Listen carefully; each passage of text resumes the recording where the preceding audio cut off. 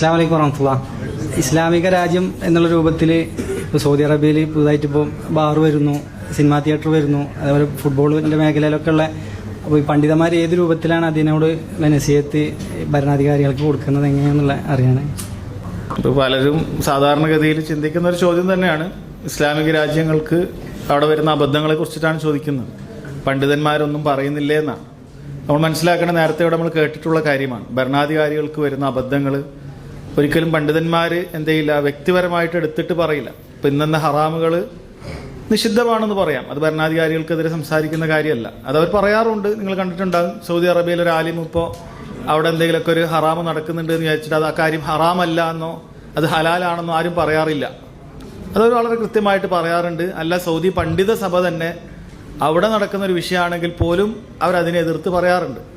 അത്തരം കാര്യങ്ങൾ അത് ശരിയല്ല എന്നുള്ളത് അവർ തുറന്നു പറയാറുണ്ട്. പക്ഷെ അതിൻ്റെ പേരിൽ ഭരണാധികാരിയെ വിമർശിക്കുക എന്ന് പറയുന്ന അഹ്ലുസുന്നത്ത് വൽ ജമാഅത്തിന്റെ രീതിയല്ല. അത് ഒരുപാട് ഹദീസുകൾ കൊണ്ട് സ്ഥിരപ്പെട്ടിട്ടുള്ള കാര്യമാണ്. അപ്പോൾ ബാറ് വരുന്നു എന്ന് പറഞ്ഞു, ബാറ് എന്ന് പറയുന്ന സംഭവം അവിടെ ഇല്ല. അത് ആളുകൾ വെറുതെ പ്രചരിപ്പിക്കുന്നതാണ്. അങ്ങനെ ബാറുകളൊന്നും സൗദി അറേബ്യയിൽ അങ്ങനെ ആളുകൾക്ക് ആക്സസ് ചെയ്യുന്ന രീതികളൊന്നും ബാറുകളൊന്നും ഇല്ല. അത് എംബസിയുമായി ബന്ധപ്പെട്ട ചില കാര്യങ്ങൾ മുമ്പേ ഉള്ള ഇന്റർനാഷണൽ നിയമപ്രകാരം അത് നടക്കുന്നു എന്നല്ലാതെ ജനങ്ങൾക്ക് അങ്ങനെ പോയി കള്ളു വാങ്ങിക്കൊണ്ടുവരാനുള്ള ബാറുകളൊന്നും അവിടെ ഇല്ല. 4 തിന്മകളുണ്ട്. നമ്മളാരും സൗദി അറേബ്യ 100% തിന്മകളില്ലാത്ത രാജ്യമാണെന്നൊന്നും ആരും അവകാശപ്പെടുന്നില്ല. അവിടെ തിയേറ്ററുകൾ ഇങ്ങനെ മാളുകളിലൊക്കെ ഉണ്ട്. അതല്ലാത്ത ഇപ്പോൾ പല കാര്യങ്ങളൊക്കെ സംഭവിക്കുന്നുണ്ട്. നേരത്തെ ഇല്ലാത്ത പല കാര്യങ്ങളൊക്കെ ഉണ്ട്. നമ്മളെ സംബന്ധിച്ചിടത്തോളം നമുക്കൊരു ഇസ്ലാമികമായി ജീവിക്കാൻ അവിടെ യാതൊരു തടസ്സവും അവിടെ ജീവിക്കുന്ന ആളുകൾക്കറിയാം. ലോകത്ത് ഈ ഭൂമിപ്പുറത്ത് ഏറ്റവും നല്ല ഇസ്ലാമിക രാജ്യം ഏതാണ്, ഏറ്റവും നല്ല മണ്ണ് ഏതാണെന്ന് ചോദിച്ചാൽ അത് സൗദി അറേബ്യ അല്ല എന്നൊരാൾ പറയുന്നുണ്ടെങ്കിൽ അതവൻ സത്യമല്ല പറയുന്നത്. അല്ലെങ്കിൽ അവൻ പറയണം, ഇന്ന രാജ്യത്ത് എനിക്ക് ഇതിനേക്കാളും തൗഹീദുള്ള ഷിർക്കിന്റെ, കാരണം ഒരാൾ നല്ലതെന്ന് മനസ്സിലാക്കേണ്ടത് എങ്ങനെയാണ്? ഏറ്റവും വലിയ തിന്മ ഷിർക്കാണ്. ആ ഷിർക്കിന്റെ അടയാളങ്ങളൊന്നും തന്നെ നമുക്ക് അവിടെ കാണാൻ പറ്റുന്നില്ല. കെട്ടിയുയർത്തിയ കബറോ അല്ലെങ്കിൽ ജാറങ്ങളോ അങ്ങനത്തെ ഒരു പരിപാടി അവിടെ ഇല്ല. ബിദ്അത്തുകൾ പരസ്യമായി ഒന്നും നമുക്ക് കാണാൻ സാധിക്കുന്നില്ല.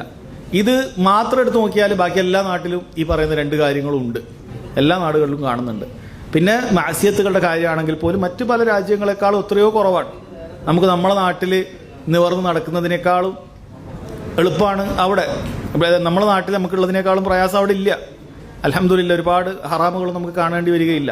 ഒരാൾ മുസ്ലിമായി നല്ല രീതിയിൽ ജീവിക്കാൻ ഉദ്ദേശിച്ചാൽ. ഇത് മുൻഗാമികളിൽ ചിലരോട് ചോദിച്ചപ്പോൾ അവർ പറഞ്ഞതാണ്, ഭരണാധികാരിയോട് ഞാൻ പറയുന്ന കാര്യമല്ല ഞാൻ നിങ്ങളോട് പറയേണ്ട ആവശ്യമുണ്ടോ? ഇല്ല, അവർ പറയുന്നുണ്ടാകും. അവരുടെ ഉത്തരവാദിത്തം കാര്യങ്ങൾ എത്തിക്കുക എന്നുള്ളതാണ്. ഭരണാധികാരിയുടെ ഉത്തരവാദിത്തം അത് സ്വീകരിക്കുക എന്നുള്ളതാണ്. സ്വീകരിക്കുന്നതും സ്വീകരിക്കാത്തതൊക്കെ ഉണ്ടാകും. നമ്മളെ ബാധിക്കുന്ന ഒരു കാര്യമേ അല്ല.